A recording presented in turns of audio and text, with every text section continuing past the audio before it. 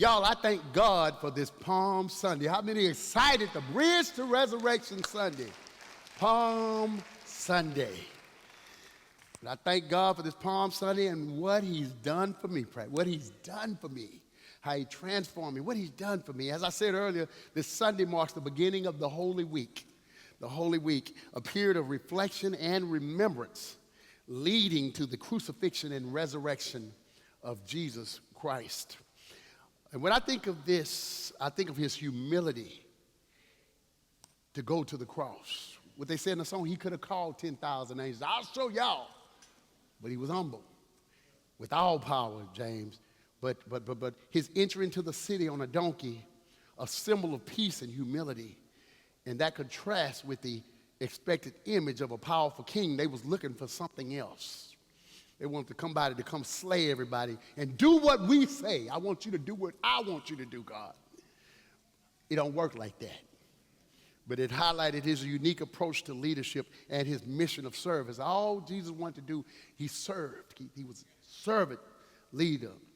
And that's why I try to pattern myself after. God has given it to us.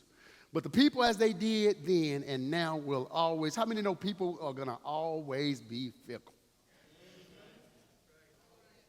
Y'all seen that too? That's not just me? Brother Bay said, okay, we're good. They shouted Hosanna one week and crucified him the following week. But guess what, greatest son Matthew? He was obedient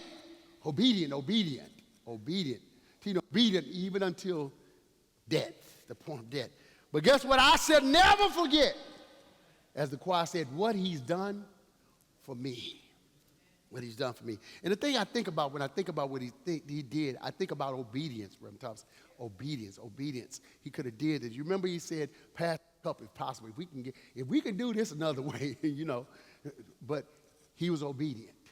He was obedient. And that's what I think about. He was obedient to his Father. And you know what, y'all, this week, sometimes things come across my head. I'm like my father. He's a history buff. And I was thinking about something this week in one of the figures that I revere and I love. This week I thought about someone else that was held to a high standard, and then they turned against him. Let me tell you, that was a young, fresh face that gained national attention in 1955 and 1956. During the Montgomery bus boycott, his name was Martin Luther King Jr. He was the pastor of Dexter Avenue Baptist Church. And his leadership and the boycott's success catapulted him to the forefront of the civil rights movement and to fame in our nation and the world.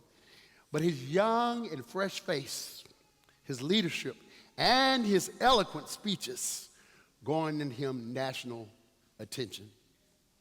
Now, y'all, he went on to accomplish some major things. If you remember, the March on Washington played a key role in the passage of the Civil Rights Act of 1964 and the Voting Rights Act of 1965.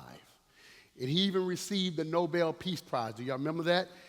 In 1964. And he's known for his I Have a Dream speech and the mountaintop and many speeches that we do in church and in school. I have a dream. Everybody did that. But his nonviolent approach to civil rights activism greatly impacted the movement, and that is still celebrated as we speak today, Christy.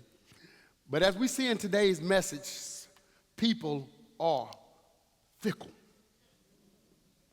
People are what? They are fickle. His legacy is one of revered leadership. But listen to me, y'all, they loved him. Hosanna, Hosanna. But by the end of his life, his message and actions had become increasingly controversial, with some people, even his own people, becoming frustrated with his anti-war stance and expansion of focus beyond civil rights. And in the end, unfortunately, he was ostracized and eventually assassinated. Brothers and sisters, America turned on him. But many times, listen to me, obedience. He said that his civil rights work was a direct extension of his faith and commitment to God's will. Wanted to do what God says. Perhaps it's easy when everything is okay and James, I got all the money. But when you're facing your mortality, That's a different thing to be obedient. You remember Paul said to live is to die is gain. Like one book say, what a way to go. You can't lose either way. When you know where your hope is in something greater than what you see on this earth. And he believed his mission was to stand up for righteousness and truth. He was confident that no matter what happened, that God would be with him. And let me say this public service announcement real quick. Sometimes we think when God is going to be with us, we think that every situation is going to work out right in the way that it is. Like they used to bottle 30-minute sitcoms, and at the end, ha, ha, ha, it's great, and everybody was happy. But it's not going to necessarily end like that. But God's will is always right. I lost loved ones, and they were in pain, and I didn't understand. But God's will is always right. He does everything decent and honor. So on Palm Sunday, we witnessed a powerful moment of celebration followed quickly by confrontation. The crowds praised Jesus with great joy, shouting, Hosanna! Hosanna! Hosanna! Recognizing him as the Messiah. We know who we think he is. Yet just days later, those same voices will demand his crucifixion. I want to ask you, Greater St. Matthew, do you praise him or reject God for who he really is? What do you do? What do you do? Or do you praise him for what he can do for you? Is he a cosmic genie to you? Let me rub a couple times and come out and give me this car. Do you praise him for who he is?